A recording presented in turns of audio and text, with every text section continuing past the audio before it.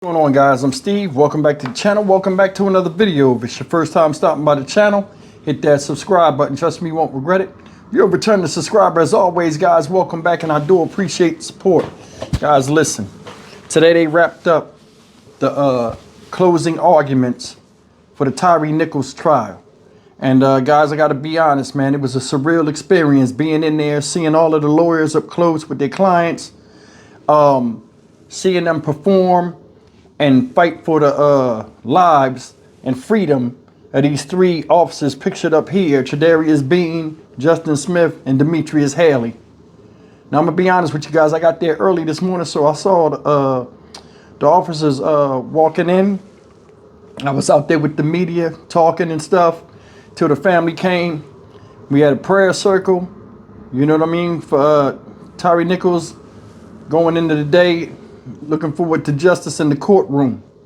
Now, I'm going to tell you about what happened in the courtroom, and I'm telling you, this right here, I have never seen anything like this. I'll start off in the beginning. We got up there, and they got right into it. Of course, yesterday they gave the juries the rules and regulations of what to do in the situation prior to closing arguments. And they jumped right into it. The first person up was a lady named Catherine Gilbert, who is, I think she's a prosecuting attorney. She spoke first. And when I tell you what she said was plain, simple, and to the point, that's all I can tell you. And it hit hard and it hit home. I watched the jurors, I watched the lawyers, and I watched the three defendants that were sitting there. She was plain and simple. She said, Tyre's not here to tell his story. These officers beat him multiple times in two different locations. It was unjustified. They hit him in the head over and over and over again. She kept reiterating how many times they hit him, pulling him out the car.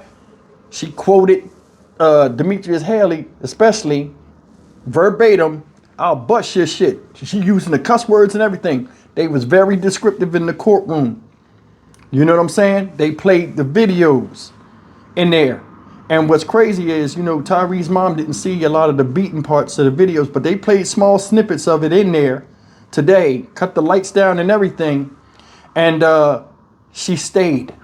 And it was surprising me. She stayed, man. I mean, you could hear a pin drop in there. Now she bent over and, you know, held her head. But I mean, just hearing her son hollering, it had to be it was just bad. But I mean, she stood in there. I checked up on her. Everybody checked up on her. She was doing okay. And, you know, she made it through. But I want to say something real fast. That big screen, remember I drew the diagram of the courtroom and I said the defendants sit directly into that big giant sliding screen they come down. The way that's played, they can't see it unless they look on the computers that are sitting up there at each attorney's desk, that they sit behind the attorney so they can see it there. But it's crazy how that screen comes up and you can hear it. And then like they got surround sound, and like the way they play it, like you can hear stuff you can't hear on a regular video or like through PC speakers and stuff. So I'm sitting in there. I've seen this video over 130 times. And I'm hearing stuff that I didn't hear. I said, this is where they getting it from. All this other stuff they was talking about. So it was pretty cool seeing that. But let's get into, she said her piece. And I'm going to be honest, guys, just her closing argument alone. In the beginning, she spoke for about 45 minutes. It was nothing else to say. It was nothing else to say. And these Fed prosecutors, they're different. They're very calm. They don't fluctuate their voice. They just state straight up, this is the case. The eye in the sky don't lie. The sky cop cam was there. It seen everything. You seen it. And they go right down the line. You seen Tyre Nichols from point A to point B. You seen what they did to him. And then like they quote what the officers did, and she pointed at them, called them out by name, each one what they did. I was like, yo, there's no coming back from that. Now let's get into the lawyers. Now I'm gonna tell you something. These are some characters. And I told y'all before, we're going to go with Tredarius Bean. We're going to go in the order. It was Tredarius Bean. John Perry went first. Tredarius Bean lawyer. Then it was Michael Stengel, who was Demetrius Haley lawyer. I thought Demetrius Haley going to go last. He went second. Then Justin Smith, he went last. You know what I'm saying? But I'm going to tell you. Now, I told y'all before, when I talked about John Perry, I used to be like, yo, John Perry is, I would get rid of him if I was Bean. I was like, man, he going to get smoked and all this other stuff. John Perry, y'all got up in there. I don't know if he ever did a federal trial. And I don't know. I'm naive. I don't know his resume. I don't know if he ever did a federal trial, because the way Catherine Gilbert, the prosecutor, came out, then he came out, it was a total contrast of the way they do their statements. He came out brash. He came out like, look, disregard all this other stuff you heard. And he's talking and all this stuff. But anyway, make a long story short, he's talking about Bean. He says, it's evident Bean hit him 5 times, but he hit him in his wrist and he hit him in his forearms. If you look at the camera and no Bean doesn't have the camera on, you could hear Bean saying, hey, this guy right here, give him your hands, man, give him this. This is what he said that made everybody in the courtroom gasp. In the beginning of this thing, he was saying, Bean responded to Emmett Martin, regardless of if he was lying or not, a call that an officer needed help. And when he got there, he pulled up and he saw the assailant running. He chased him down and caught him, so on and so forth, right? Bean was trying to do his best to work for his team, and you seen the people come and speak, because they kept relating back to the witnesses that came. Remember, they said some people that came for character for Bean. Oh, Bean, you met the people, and they went down the line of the witnesses, right? And they were saying they knew Bean. Bean is a good guy. He's a good-hearted man. He's this, he's that, and doing the normal thing, right? But I'm gonna tell you something about these lawyers. Because Emmett Martin and Desmond Mills Jr. testified against them, they tried to put it all on them. All 3 of these lawyers had their own reason why their client shouldn't get, sent up the river. Bean, John Perry, said this at the end, and this is crazy. I told you court is about theatrics. He was talking, and in the beginning, he said this real quick. I almost forgot it. He said, when they were, he said, when Demetrius Haley came up, he said, hit him. He got out of the car. One of the words he said was, hit that man. If I was in that position and I seen Tyre Nichols was resisting, because everybody says he was resisting and he wasn't. We all knew that. John Perry said out of his own mouth, guys, if I was there, I'd have said, hit him harder. He said that, everybody in the courtroom gasped. I said, how are you going to say that when they just showed the video? The prosecution just showed the video of this man getting beat, and here you come in your testimony. I mean, in your closing arguments, and say, I would have said hit him harder. Man, you could have seen, if you could have seen everybody, and everybody just looked like, I said, this guy right here, I don't know if he ever been in this type of situation. I said, I would have never said that. And you could hear the gasp in the people's voices. Do you know they had to take a recess in the middle of this? When he was doing this tirade and all this other stuff he was talking about, they called a break in the middle of him doing his closing arguments and went up there and talked to him. All of them, they convened all of them. So we all went and took a break. We came back. His disposition had changed a little bit, the way he was talking, his tone. He said his thing, and then at the end, this dude went to the juries, where the jurors were standing. He went to the jury and was like, this guy worked hard. He was a police officer. He cared about the city. His voice started breaking like he was crying. Everybody looked like, what is he doing? His voice cracked like he was crying. Like he had enough of this. Enough of this. So he says, y'all don't want to, y'all talking about defunding the police and all this. Then he was walking away. He said, don't defund the police. Don't take Bean's freedom. Like, free Bean. Yo, the way he was doing it, I was like, oh my, I'd never seen that. And then like 2 minutes later, he was over there laughing at the desk like nothing happened. I'm like, wait a minute, how was you so choked up? Your voice was cracking. I didn't see you wipe near a tear, but you cracked your voice. You was all animated over there in the jurors. Like, this is crazy. This is messed up. Why y'all doing him like that? He come laughing.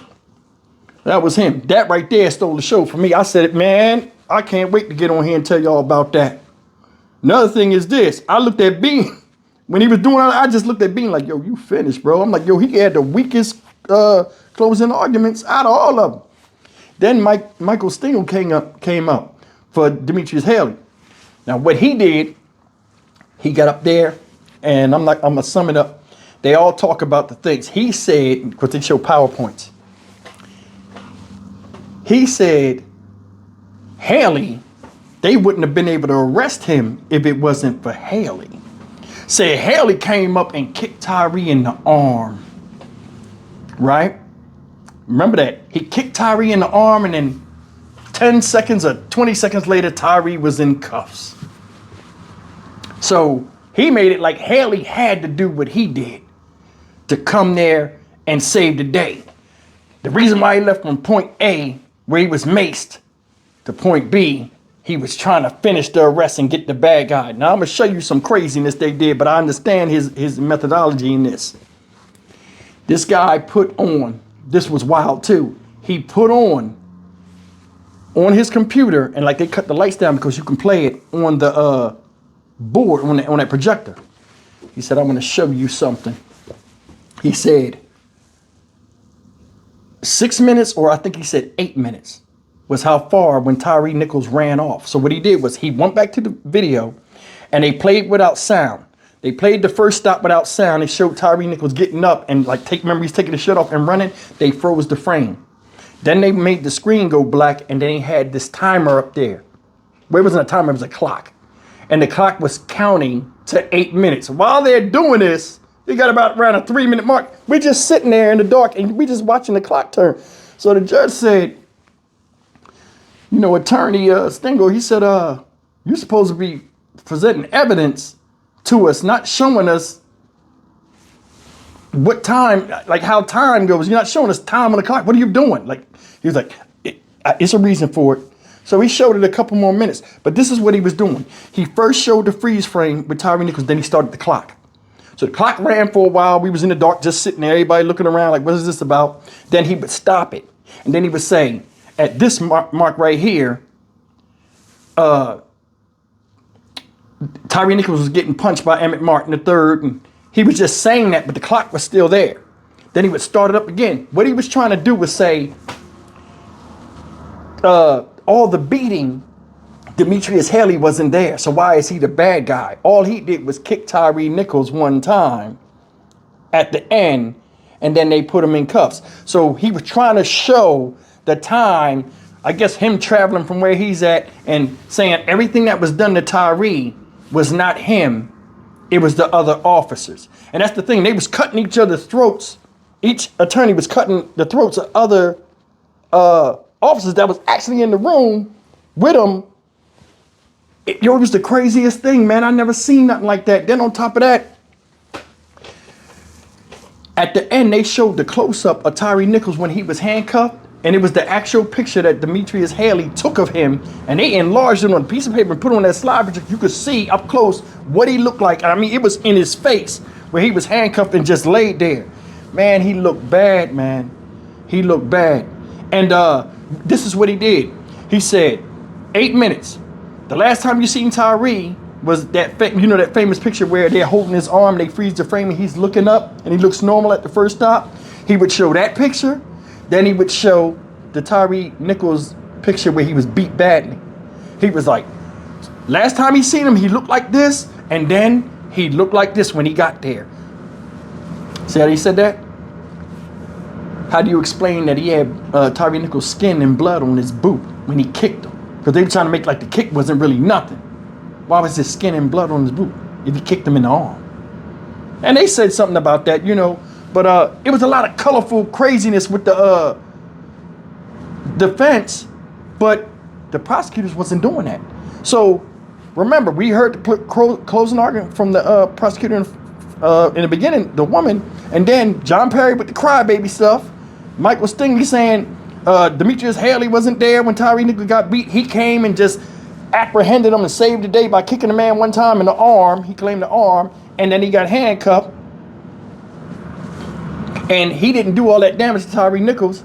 So now we go to Justin Smith. Now Justin Smith lawyer go last, right? He take a long time. He going page by page, going through the thing, right? He painted Justin Smith as a leader, a company man. He loved his team.